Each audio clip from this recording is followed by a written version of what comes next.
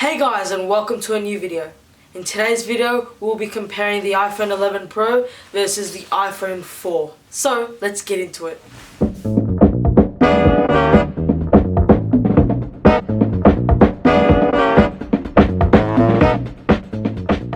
I thought I would do this video because I wanted to do a little bit of a throwback. This is because the iPhone 4 has just crossed 10 years of its release, as it was released in June of 2010. I wanted to compare how far we've come in the span of 10 years and what are the statistics. Before we do that, I'll just give you a background of how the iPhone 4 compared when it was new. The iPhone 3 and the 3GS were amazing phones for their time, but the iPhone 4 changed it all. When Steve Jobs introduced the iPhone 4, everyone was astonished. The first one, an all-new design. Now,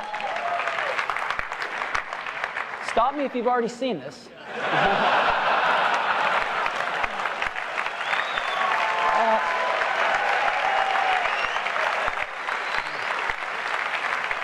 It had this new square design with glass on the back and the front. This was actually the first time we saw a phone with glass on the back too. The 3GS at its time was still pretty good and it was very revolutionary. But when the 4 came out, it just changed everything. Now, this was the time where phones like the Samsung Galaxy S1 came out. And when you compared the iPhone 4 to the Samsung Galaxy S1, the quality just didn't match up. The Samsung had a plastic back, while the iPhone had this glass back with aluminium sides. So, now let's just get into the statistics and compare it to today's phone, the iPhone 11 Pro. So first up, I wanted to do some Geekbench scores. I started off with the iPhone 4, which had 188 on single core and 371 on multi-core. This was running on iOS 7. Now when comparing it to the iPhone had a single core score of 5,472. and a multi-core score of 13,769, and this is running on iOS 13. From just those Geekbench scores, you can see how much more powerful the iPhone 11 Pro is. For today's market, the iPhone 4 is a very small phone, has a 3.4-inch LCD display. And now, when you compare that to the iPhone 11 Pro, that's very small, because the iPhone 11 Pro is 5.8 inches.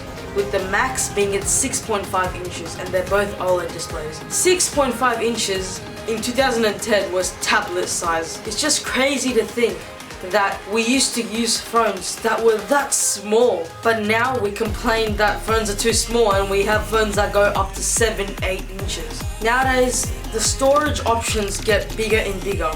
For the iPhone, we have from 64 gigabytes all the way to 512 gigabytes. But for the iPhone 4, it started at 8 gigabytes and only went up to 32.